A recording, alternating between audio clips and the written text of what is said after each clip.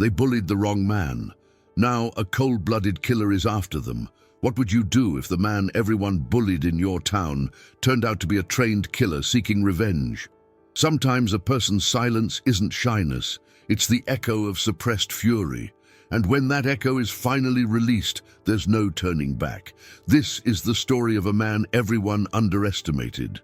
A quiet stranger with a piercing gaze and a past no one could guess. They thought he was weak. They mocked him, beat him, laughed in his face. But they had no idea. They had just awakened a sleeping wolf. It was a grey morning when the old bus pulled into the dusty station of Hollow Creek, a small town where everyone believed they knew everything about everyone, or so they thought. A tall man stepped off the bus. His beard was unkempt, his clothes were plain, and his eyes didn't seek attention, but they didn't avoid it either. They scanned the town like they already knew the secrets it tried to hide. His name was Daniel. No one knew his last name. No one knew where he came from. All they knew was that he had rented a tiny room in the back of Mrs. Lucia's boarding house, an elderly woman who was as curious as she was talkative. "So, what brings you to Hollow Creek?" she asked with a nervous smile. "Rest," he replied curtly. It was the kind of answer that killed conversation, and with that quiet demeanor and unreadable stare, Daniel quickly became the subject of whispers.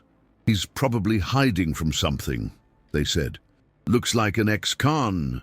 But for most people, it wasn't about what he had done. It was about what he looked like. And to some, that was reason enough to be cruel.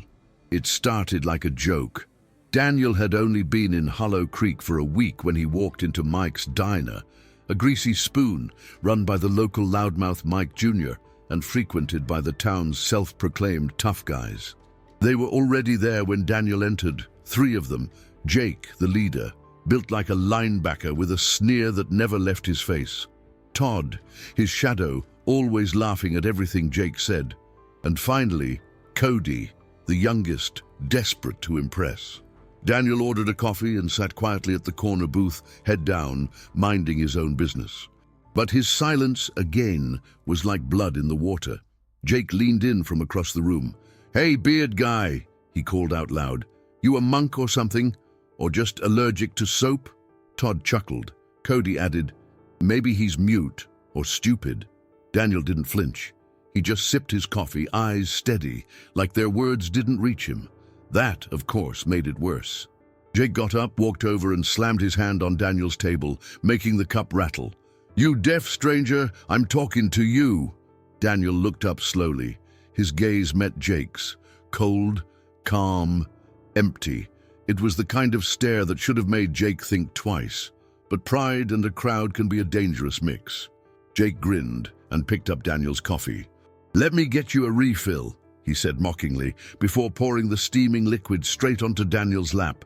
The diner roared with laughter. Even the waitress looked away, pretending not to see. Daniel stood up slowly. His jeans were soaked. Steam rose from his thighs, but his face, stone. He didn't shout, didn't curse. He just stared into Jake's eyes for a long, chilling second. Then he turned and walked out of the diner. And that, right there, was the moment they signed their own fate.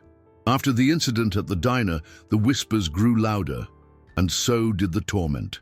It became a game for Jake and his crew. Everywhere Daniel went, they followed. Throwing insults, knocking groceries out of his hands at the market, slashing the tires on his old truck. Todd once spat in his direction and laughed. "Ain't got the guts to fight back, do you?" Even the local deputy sheriff, Rick, a friend of Jake's father, shrugged it off. "Boys'll be boys," he said. "Maybe the guy should lighten up." No one stood up for Daniel. Not the shopkeepers, not the neighbors, not even Mrs. Lucia, who began to feel uncomfortable renting to him, but needed the money too much to ask him to leave. And Daniel, he never complained, never reported anything. He just observed. At night, through the thin curtains of his rented room, he watched, listened, learned. He walked the town slowly, like he was memorizing every corner, every alley, every routine of the people who hurt him. What no one realized was that each humiliation wasn't pushing Daniel away, it was drawing him in, closer to a decision. A line that once crossed would change everything. One night, Jake and the boys caught Daniel on the road outside town. He was walking alone, carrying a sack of groceries. They swerved their truck in front of him and jumped out laughing. "Hey, Monk!" Jake shouted. "Time for a lesson in respect." Todd punched the bag out of Daniel's hands. Eggs cracked, apples rolled onto the dirt. Cody shoved him hard. "Say something, freak!" Daniel stared at the broken eggs on the ground. His hands clenched, but his voice was calm. "You've made a mistake," he said finally. Jake laughed in his face. "The only mistake I see is you being here." Then he punched Daniel square in the jaw. Daniel fell, blood on his lip, groceries scattered. But even as he lay on the ground, eyes half closed, he smiled. It wasn't a grin of fear or weakness. It was a smile of someone who had finally made peace with what needed to be done. And from that moment on, Hollow Creek would never be the same. Daniel got up from the dirt slowly, still bleeding from his lip. Jake and the others roared with laughter as they drove off, dust clouding the road behind them. He picked up what was left of his groceries, eggs crushed, bread torn, apples bruised. His hands trembled, but not from pain, from something deeper. That night, back at the boarding house, he sat alone at the small kitchen table. One bare bulb hung overhead, casting long shadows across the walls. In front of him lay a photo, creased, almost torn in half. It showed a young boy, smiling, holding a baseball bat, and next to him, Daniel, younger, with the same eyes. He stared at the photo for a long time before whispering, "I promised I'd never become what they turned me into." His voice cracked. A tear slid down his cheek. "The first and only one. But I also promised that no one would ever be hurt the way you were." He folded the photo carefully, placed it inside a small metal tin, and slid it into the lining of his coat. Then he stood up and opened the drawer. Inside was a single combat knife, wrapped in an old military cloth. He unwrapped it slowly, like a ritual. And for the first time in 10 years, he sharpened the blade. It was Sheriff Daniels who found the first clue, though he didn't realize it at the time. A week after the roadside attack, the sheriff received a call from a state investigator doing a routine background check on someone named Daniel Gray. The name wasn't common, but the details didn't match the man staying at Mrs. Lucia's. Curious, the sheriff quietly ran a fingerprint scan from a coffee cup Daniel had left at the station during a casual ID check weeks before. What came back? Chilled him to the bone. Daniel Gray wasn't just a drifter. He was a former military intelligence operative, special forces, classified missions, dozens of sealed files. One phrase stood out in the report: psychological evaluation pending, high-level dissociation, advanced threat suppression skills. Translation: a man trained to disappear and kill without hesitation. But Daniel hadn't served in the military for over 10 years. His record ended abruptly after a mission overseas, one that went tragically wrong. According to whispers buried in redacted reports, he had lost his entire unit to an ambush. Rumors said he had disappeared for months after, presumed dead, until he resurfaced, stripped of rank and honor, and vanished from public life. And now he was in Hollow Creek. When the sheriff tried to question him again, Daniel was calm, still.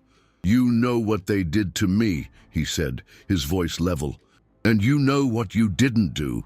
Sheriff Daniels swallowed hard. "Whatever you're planning," he warned, "don't do it." Daniel didn't respond. He just walked out of the office, and from that moment on, no one saw him in town again during the day. But at night, things began to change. Jake started noticing his truck being moved, items missing, footprints outside his house. Todd's dog disappeared. Cody's little sister woke up screaming one night, saying there was a man watching her from the woods, and then, one by one, they began to vanish. No blood, no struggle, just gone. The town was terrified.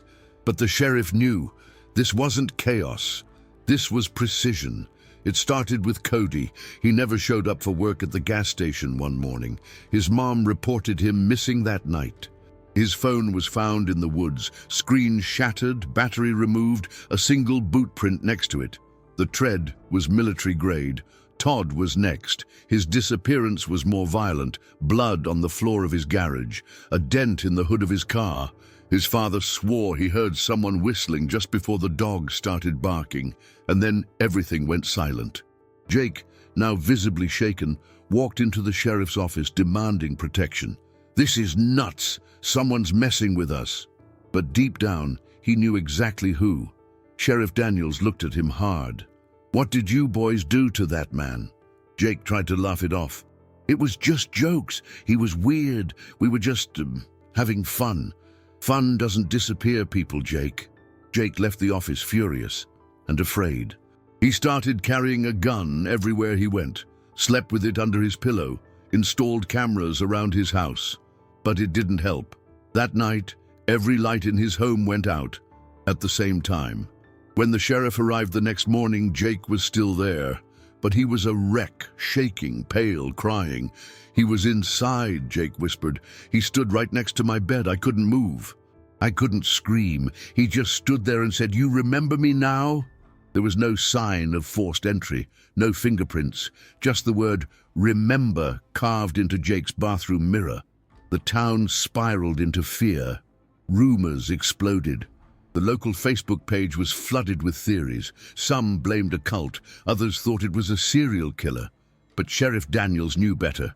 This wasn't random. This was personal, and it was far from over. Jake couldn't sleep, couldn't eat, could barely breathe without looking over his shoulder. He tried to leave town once, but his truck wouldn't start. Battery drained, tires slashed. When he called the sheriff for help, the call never connected.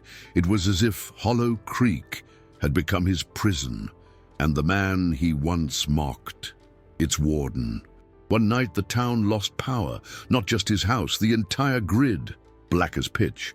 Jake grabbed his gun and flashlight, heart pounding. He moved from room to room, every shadow a threat, every creak in the floor a warning. Then a knock. Not at the door, at the back window. Jake turned slowly. Daniel stood outside, silent, unmoving, his face half lit by the flashlight beam, emotionless. Jake raised the gun, hands trembling. "I swear to God I'll shoot you," he screamed. Daniel didn't flinch. "You already did," he said quietly. "Every time you laughed, every time you hurt me, you killed a part of me." And with that, the window shattered. Jake dropped the flashlight. The room plunged into darkness. What followed was chaos. The sheriff arrived 15 minutes later to the sound of screams. The back door was wide open. The kitchen light flickered once, then went out. Jake was found tied to a chair, bloodied, broken, alive. On the wall behind him, carved deep into the wood, were 3 words: "Pain teaches respect." Daniel was gone. No prints, no trail, no trace. But Jake was never the same. He didn't talk, didn't walk without help. The arrogant smirk was gone, replaced by a permanent vacant stare. The sheriff knew Hollow Creek would never get the whole story, and maybe it was better that way, because some monsters wear masks, and some are made. Weeks passed. Hollow Creek returned to a strange kind of quiet, one where people locked their doors earlier and spoke in whispers when passing the house, where Jake now sat day after day, staring blankly out the window. The town never saw Daniel again. No reports, no sightings. It was as if he had melted into the night, the same way he'd arrived. But his presence lingered like a shadow across Hollow Creek. People began to ask themselves uncomfortable questions. Why didn't anyone stop the bullying? Why did everyone look away while a man was humiliated over and over again? And when the tables turned, was it really justice, or was it something darker? Sheriff Daniels struggled with it too. He sat alone in his office many nights, staring at Daniel's closed file. He never issued a warrant, never filed charges. He knew no one would talk, and even if they did, would the world call Daniel a criminal or a consequence? Mrs. Lucia eventually found a small envelope tucked beneath Daniel's old mattress. Inside was a note. Sometimes justice wears a different face. Thank you for the room. Nothing else. No name. No goodbye. And just like that, the town moved on, but not without scars. People became kinder, more cautious. The diner closed down. A mural was painted over its broken wall of a wolf walking alone in the forest. Some said it was a tribute to Daniel. Others said it was a warning. Sometimes the people we hurt the most are the ones who hold back the most darkness. And sometimes, when pushed too far, they don't break. They become something you can't control. What do you think? Was this justice or pure vengeance? Let us know in the comments. If this story moved you, like and subscribe for more powerful tales like this. You never know whose story might come next.